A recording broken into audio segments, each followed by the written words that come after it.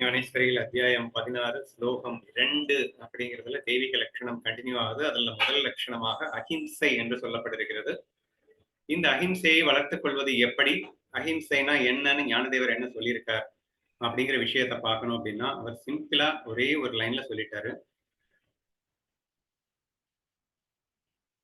அதாவது மனசு, உடல், வாக்கு. சரியா? இதை காயிக, மானசீக, வாச்சீக அப்படிங்கிற ஒரு வார்த்தையில சொல்றாங்க.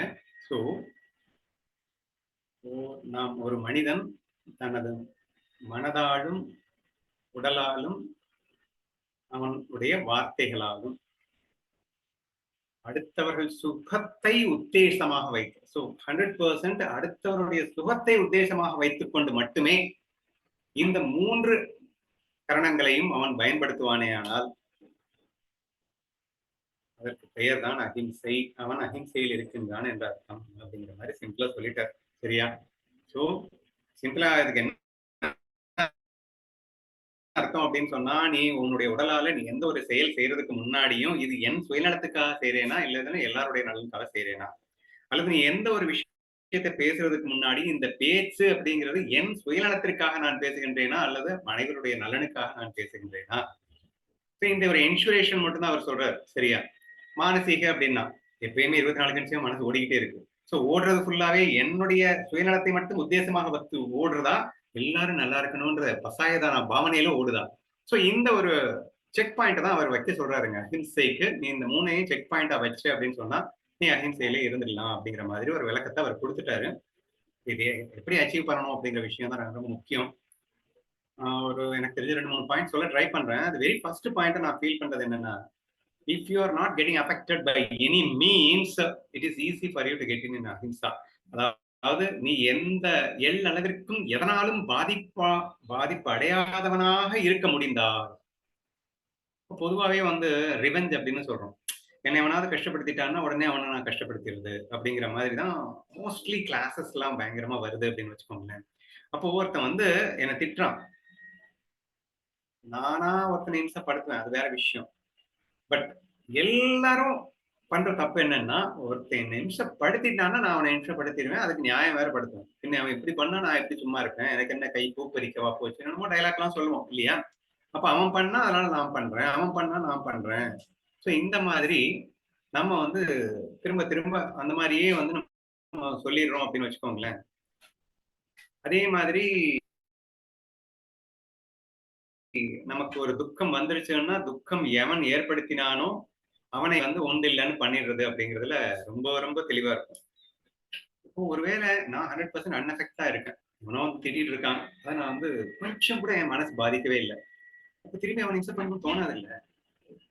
அடியே கொடுத்துட்டான், என்ன உடலாலேயே இம்சப்படுத்திட்டான், பட் நான் பாதிப்படையில. இப்போ ஆட்டோமேட்டிக்கா என்ன எனக்கு யார் மேலேயும் கோபம் வராது, எனக்கு யார் மேலேயும் வருத்தம் வராது, ஆட்டோமேட்டிக்கலி நான் யாரையும் இம்சப்படுத்த மாட்டேன்.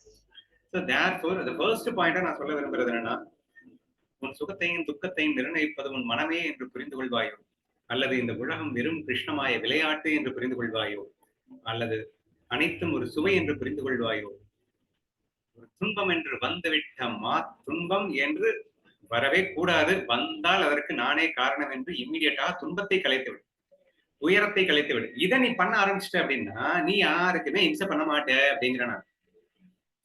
அப்ப சுகியாக இருப்பவன், சர்வ சந்தோஷமாக பேரானந்தத்தில் இருந்து கொண்டிருப்பவன் அனைவருக்கும் அந்த பேரானந்தத்தை கொடுக்க வேண்டும் என்றுதான் நினைப்பானே தவிர அவங்களுக்கு இம்சை பண்ணணும் அப்படின்னு நினைக்க மாட்டான் அப்படிங்கிற விஷயத்த புரிஞ்சுக்குவாங்க. சரியா? அதுக்கு இது எப்படி கல்டிவேட் பண்ணது அப்படின்னா, எனக்கு தெரிஞ்சு வெல்கம் தி டிஃபிகல்டிஸ் தான், ஆல் இஸ் டேஸ்ட் தான். என்ன சொன்னேன் நானு? லிஸ்ட போடுங்க, விருப்பு வெறுப்பு அப்படின்னு லிஸ்ட போடுங்க. தபஸ் சொன்னோம் இல்லையா, எல்லா பாயிண்ட்ஸும் லிங்க் ஆகுது. நல்லாவே பாத்தீங்கன்னா அந்த தபஸ் நீங்க பாயிண்ட் ஃபாலோ பண்ணீங்கன்னா ஆட்டோமேட்டிக்கா அஹிம்சையை ஃபாலோ பண்ணிடுவீங்க. ஒவ்வொரு தெய்வீகளை ஒரே ஒரு தெய்வீகளை சேர்ந்து ஃபாலோ பண்ணிட்டாலே எல்லாமே ஃபாலோ பண்ணிட முடியும் அப்படிங்கிற மாதிரி தான் வருது. இப்போ தபஸ்ல நான் என்ன சொல்லியிருந்தேன்னா, விருப்பு வெறுப்பு அப்படிங்கிற லிஸ்ட் அவுட் பண்ணேன். இந்த விரும்பிய விஷயத்தை இனிமே நான் செய்ய மாட்டேன், வெறுத்த விஷயத்தை நான் சந்தோஷமா எடுத்து அனுபவிப்பேன் அப்படின்னு சொல்லிட்டு இதை நீ பிராக்டிஸ் பண்ணு அப்படின்னு சொன்னோம். வெல்கம் தி டிஃபிகல்டிஸ் அப்படிங்கிற ஒரு பிரின்சிபிளை கையில் எடுத்துக்கிட்டு நீங்க இப்படி பிராக்டிஸ் பண்ணீங்க அப்படின்னா என்ன ஆயிடும்னா ஆல் இஸ் டேஸ்டா மாறிடும். அப்போ எதுக்குமே உங்க மனசு பயப்படாதுங்க. பிகாஸ் எது வந்தாலும் சந்தோஷம் தானே, என்ன நடந்தாலும் சந்தோஷமா இருப்போம்ல. அப்ப நான் எதுக்கு பயப்பட போறேன்? அப்போ பயப்படாத மனம் எப்போதும் ஆனந்தமாக இருக்கின்ற மனம் எவரையும் துன்பப்படுத்தாது. இது வந்து பேசிக் லாஜிக்ல இருந்து நான் சொல்றேன். சரியா? அப்கோர்ஸ் அபார்ட் ஃப்ரம் தட் நீங்க புரிஞ்சுக்க வேண்டியது வந்து லவ் அப்படிங்கிற ஒரு concept. I don't know why the people நமக்கு வந்து அந்த அன்பு அப்படிங்கிறது நான் அடிக்கடி சொல்லிட்டு இருக்கிற மாதிரி நாட் ஈவன் 1% கூட நம்ம முழுமையா டெவலப் பண்ணல அப்படிங்கிறது ஒரு வேதனையான விஷயம். பட் அந்த லவ் நம்ம டெவலப் பண்ணணும். லவ்னா என்னன்னு புரியணும். அதுக்கு எப்படி புரிஞ்சுக்கிறதுன்னா கண்ணனை பாரு, பஞ்ச பூதங்களை பாரு. So it is very easy to understand. அப்போ முழுமையாக அன்பு என்றால் என்னவென்று புரிந்து கொள்ள வேண்டும். அதுக்கு வந்து இறைவனின் அன்பு தான் பெஸ்ட். கண்ணன் எப்படி இப்படி எல்லாம் அன்பு பஞ்சபூதங்கள் வழியாக எப்படி கிருஷ்ணா ஃபீல்ல நான் சொல்லியிருப்பேன் இல்லையா, இப்படி இப்படி எல்லாம் கண்ணன் நம்மேல் அன்பு காட்டுகின்றான். நம்ம அவனை வந்து திட்டிட்டு இருந்தா கூட அவன் நம்மளை காப்பாத்திட்டு இருக்கான் அப்படின்னு சொல்லுவோம் இல்லையா. அந்த மாதிரி நாம் முதலில் அன்புன்னா என்னன்னு புரிஞ்சுக்கணும். யார் மூலியமா? இறைவன் நம்மேல் காட்டும் அன்பை அளவுகோலாக வைத்து அன்பை புரிந்து கொள்ள முயற்சி செய். பண்ணிட்ட அப்படின்னா ஆட்டோமேட்டிக்கா அந்த லவ்வோட டேஸ்ட் உனக்கு புரிஞ்சிருச்சு அப்படின்னு சொன்னா ஆட்டோமேட்டிக்கா நீங்க லவ்ல தாங்க இருப்பீங்க. லவ்ல இருந்தாலே நீங்க அஹிம்சை அப்படிங்கிறது ஆட்டோமேட்டிக் ப்ராசஸ். எப்படி இம்சை பண்ண முடியும்? லவ்னாலே என்ன, எல்லாருக்கும் ஒரு நன்மையை சந்தோஷத்தை கொடுக்கக்கூடிய ஒரு விஷயம் வந்து ஆட்டோமேட்டிக் ப்ராசஸ் ஆயிடுது. அப்போ யாரையும் இம்சப்படுத்த மாட்டோம். அப்போ அன்பு என்ற ஒரு விஷயத்துக்குள்ள என்ட்ரி ஆகணும். அன்புக்கு நிறைய டெஃபினிஷன் கொடுத்துரும். Love never pegs with any one. எதையும் எதிர்பார்க்காது. எதிர்பார்த்து ஏமாற்றம் அடையும் போது நீ எதிர்பார்த்த உன் குற்றத்தை மறந்து ஏமாற்றியவன் அவன் என்று நினைத்து நீ அவனை இம்சை பண்ண பார்ப்ப. சரியா? இது பெரிய கூத்தா இருக்கும். நீயா ஒருத்தன் இப்போ கணவன் மனைவிக்குள்ள சண்டை ஏன் வருது? மனைவி கணவன்ட்ட ஒண்ணு எதிர்பார்ப்பா, அது நிறைவேறல கணவனை குற்றம் சொல்லிட்டு இருப்பா. Whose mistake is this? Actually உன்னுடைய மிஸ்டேக் தானே. நீ எதிர்பார்த்ததுனால தானே இப்ப அது ஏமாற்றமா போச்சு. அவன் பண்றான் பண்ணலங்கிறது அவன் சுதந்திரம் தானே. அப்போ நீ ஆக்குப்பை பண்ண நினைக்கிற, நீ பொசஸ் பண்ண நினைச்சு அது முடியலன்ற உன்னுடைய இயலாமை எல்லாம் அடுத்தவங்க கிட்ட திணிக்கிறதுங்கிறது நமக்கு வழக்கமாவே போயிடுச்சுங்க. சரியா? அந்த ஸ்கூல்ஸ்ல எல்லாம் பாத்தீங்கன்னா ஆசிரியர் திடீர்னு வந்து பசங்களை வெளுத்து வாங்குவாரு. என்னடா வாத்தியார் இன்னைக்கு பொண்டாட்டிட்ட சண்டை போட்டு வந்துட்டாரா அப்படின்னு சேர்ப்போம். பசங்க வந்து பேசிப்போம் இல்லையா. ஏன்னா இன்னொரு இடத்துல ஒரு ஆதங்கம் அங்க காட்ட முடியல, எங்க காட்ட முடியுமோ அங்க காட்டிடுறது. இப்படி எல்லாம் லூசுத்தனமா ஏங்க பண்ணிட்டு இருக்கோம். ஏன்னா நான் சந்தோஷமா இருந்தா so if you are happy always, நீ உன் ஆத்மானுபவத்தில் இருந்திருந்தால் ஆட்டோமேட்டிக்காவே நீ யாரையுமே இம்சப்படுத்த மாட்டேங்கிற அந்த மேஜர் பாயிண்ட வந்து நீங்க புரிஞ்சுக்கோங்க. அதுக்கு நீங்க புரிஞ்சுக்க வேண்டியது லவ் அப்படிங்கிற அந்த எசென்சியல் பாயிண்ட். அதை எப்படி கல்டிவேட் பண்ணது அப்படின்னா இறைவனின் அன்பை புரிந்து கொண்டு நீ கண்ணனாக பார்க்க, இவ்வுலகை மாயையாக கண்டு ரசிப்பது, எதுவுமே உண்மை இல்லைன்னு புரிஞ்சுக்கிறது, கனவை கனவென்று பார்த்தால் கனவை எப்படி நாம் ரசிக்க முடியுமோ அப்படி இந்த நிஜ உலக கனவத்தையும் அழகாக ரசிக்க முற்படுவது. நீண்ட கனவு தானேங்க. கண்டிப்பா ஒரு நாள் நம்ம கனவு தான் போக போறோம். அப்புறம் இந்த உடம்பு இருக்கிற வரைக்கும் இந்த கனவு கண்டு கொண்டே இருக்கின்றோம் அப்படிங்கிற ஃபீலிங்கை கொண்டு வந்தோம். எப்படியோ நாம் பாதிப்படையாமல் இருக்க வேண்டும் என்பதுதான் எனக்கு தெரிஞ்ச ரொம்ப ரொம்ப முக்கியமான பாயிண்டா அஹிம்சையை ஃபாலோ பண்றதுக்கு நான் வைக்கிறேன். பூபதினா சூப்பர் பாயிண்ட் சொன்னாங்க. Like the whole world is helping you to live happily. நீ சந்தோஷமா இன்னைக்கு இருக்கிறது காரணமே இந்த உலகம் தான்டா, அதனால இந்த உலகத்தை நேசி அப்படின்னு சொல்லி இந்த உலகத்தை நேசிக்கிறதுக்கு எக்ஸ்ட்ரா ஒரு பாயிண்ட்டும் கொடுத்திருந்தாங்க. நீங்க அந்த பாயிண்ட்டும் ஃபாலோ பண்ணுவீங்களோ எப்படியோ. அஹிம்சை என்பது எளிதா கஷ்டமா அப்படின்னு கேட்டீங்கன்னா it's all depends on what we understanding தான். Oneness feel, higher knowledge, Krishna feel அதெல்லாம் வந்து வேற லெவல் உங்களுக்கு கை கொடுக்கும். ஏன்னா அனைத்தும் ஒன்றா பார்க்கிறீங்க, அதுவும் மாயையா பாக்குறீங்க, கிருஷ்ண மாயையா பாக்குறீங்க அப்படின்னு சொல்லும் போது அங்க விளையாட்டா பாத்துருவீங்க இல்லையா. எதிரணி வீரன் ஏதாவது என்ன பண்ணியிருந்தாலும் நம்ம வந்து சந்தோஷமா அன்போடு தான் அவனை டீல் பண்ணுவோமே தவிர அந்த எதிரணி வீரன் அப்படின்னு சொல்லிட்டு அவனை இம்சை பண்ண மாட்டோம். இம்சைங்கிறது டிஸ்லைக்ஸ்ல இருந்து வர்றதுக்கு பேர் தான் இம்சை. இந்த டீலிங் அப்படிங்கிறது இம்சை கிடையாது, முழுமையான அன்போடு செய்கின்ற விஷயமாக அது மாறிவிடுகின்றது என்றெல்லாம் புரிந்து கொள்ளுங்கள். தேர்ஃபோர் சிம்பிளா சொல்லணும்னா நம்ம பேசிக் மனமா சொல்லால ஸ்ட்ரென்தன் இருக்கணும், ஆல் இஸ் டேஸ்ட் அப்படிங்கிறதுல ஸ்ட்ரென்தன் இருக்கணும், கர்ம வினை அப்படிங்கிறது புரியணும். நீ பாட்டுக்கு பண்ணிடுற இம்சை பண்ணிடுற, இம்சை பண்ணா அதனால பின்விளைவுகள் வந்து படாத பாடு படுத்திட்டு இருக்குமே அதெல்லாம் யோசிக்கணும். கொஞ்சம் முன் யோசனையோட அந்த கர்மா நாலேஜ் அதெல்லாம் வந்து புரிஞ்சுக்கணும். தேவையில்லாம நாம தலையில நம்மளே மண்ணை வாரி போட்டுக்க கூடாது. அடுத்தவங்களை இம்சை பண்ணினா அவனுக்கு ஒரு சுகம் வருமா அப்படின்னு சொன்னா வரும். அதுக்கு பேர் வந்து ஈகோ சாட்டிஸ்பாக்சன்னால வரக்கூடிய சுகம்னு பேர். யாராவது என்ன வந்து திட்டாங்கன்னா நான் அவனை பயங்கரமா இம்சை பண்ணிட்டேன்னா எனக்கு ஒரு கால் போச்சுன்னா அவனோட 2 கால் எடுத்துட்டேன்னா எனக்கு சந்தோஷமாயிடும்.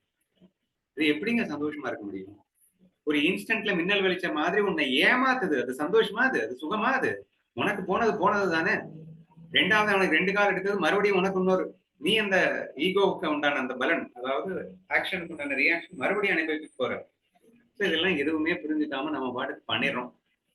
இதையெல்லாம் நாம் உணர்ந்து செயல்படுவோமே ஆனால், அஹிம்சைங்கிறது புரியல. எல்லாமே உண்மைன்னு நம்பிட்டு இருக்கிற வரைக்கும், இந்த வேர்ல்ட உண்மைன்னு நம்புறது, இந்த வாழ்க்கை, இந்த உடம்ப, இந்த சுற்றார் உறவினர்கள் எல்லாமே மாய லீலையாக இருக்கின்றது என்ற ஒரு உண்மை தெளிவாக புரிந்து கொண்டோம் என்றால், நம் மனம் அன்பு வயப்பட்டு விடும். அன்பு வயப்பட்டுடுச்சுன்னா, அதுக்கப்புறம் நீங்க அகிம்சையில தான் இருப்பீங்க. நீங்க தலையில நின்னாலும் உங்களால மாறவே முடியாது அப்படின்னு நான் சொல்ல வரேன். அதாவது ஞானதேவர் வந்து எக்ஸ்ட்ரீமா பேசியிருக்காரு அப்படின்னு உங்களுக்கு தெரியும். லைக் எப்படி பேசணும், எப்படி நடக்கணும், எப்படி வந்து கைகளின் சஞ்சாரம் இருக்கணும். ஏன் இவ்ளோ டீட்டெயிலா, இவ்ளோ விஸ்தாரமா அவர் வந்து சொல்லணுமா அப்படின்னா, கடைசியில சொல்லியிருப்பாரு, மனசின் லட்சணம், அஹிம்சையின் மானசீக லட்சணம் அப்படின்னு அவர் எக்ஸ்பிளைன் பண்ணலாம்னு ட்ரை பண்ணும்போது, "டேய் நான் மனசுல லட்சணம் தான்டா இவ்ளோ நேரம் பேசினேன்" அப்படின்னு. இப்ப சிம்பிளா சொல்லிட்டு இருக்கேன். லவ் இருந்தா போதும், லவ் இருந்தா போதும். லவ்னா என்னன்னு தெரியாதுல்ல. அப்ப லவ்னா என்னன்னு காட்டணும்ல. அப்ப இப்படி இப்படி பேசுவான் லவ்வில் இருப்பவன், அன்பில் இருப்பவன். இப்படி இப்படி அவன் கைகளின் சஞ்சாரம் இருக்கும். அவனுடைய கால்களின் சஞ்சாரம் இப்படி இப்படி இருக்கும். இப்படியெல்லாம் சொல்லி அந்த லவ்வ தான் கடைசியில வந்து இன்சிஸ்ட் பண்றாரு. அப்ப மனசு அப்படின்னு சொல்லும்போது, மனதில் அன்பை வைத்தால் அப்படின்னு மொட்டையா சொல்லலாம். பட் மொட்டையா சொன்னா புரியாதுல்ல. அப்ப இவ்ளோ விஸ்தாரமா சொல்லிட்டு கடைசியில சிம்பிளா சொல்றாரு. மனசின் லட்சணம் என்னப்பா அஹிம்சைக்கு அப்படின்னு கேட்டா, இவ்வளவு நேரம் நான் சொன்னது மனசோட லட்சணம் தான்டா. மனசுல இருக்கிறது தான்டா வெளிய வரும். உள்ள இருக்கிறது தானே வெளிய வரப்போகுது. அதனால நான் சொன்னது எல்லாமே மனசுடைய லட்சணம் தான் அப்படின்னு சொல்லியிருப்பாரு. So ultimately that is why நான் அத டைரக்ட்டா சொல்லிட்டு இருக்கேன். If you cultivate the love, if you cultivate the oneness feel, if you cultivate the Krishna feel in your mind, automatic ப்ராசஸா நம்ம வந்து அஹிம்சையில இருக்க முடியும். அப்படிங்கிறது தான் என்னுடைய பதில். அதனால லெட் அஸ் ட்ரை எல்லா தெய்வீக லட்சணமும் ட்ரை பண்ணுங்க. 1, 2 அப்படின்லாம் விட்டு வைக்காதீங்க. எல்லாம் ஒண்ணு வந்தா இன்னொன்னு வந்துரும். அதனால எல்லா தெய்வீக லட்சணத்தையும் ஒன்றாக முயற்சித்து தெய்வமாக மாறுவோம்.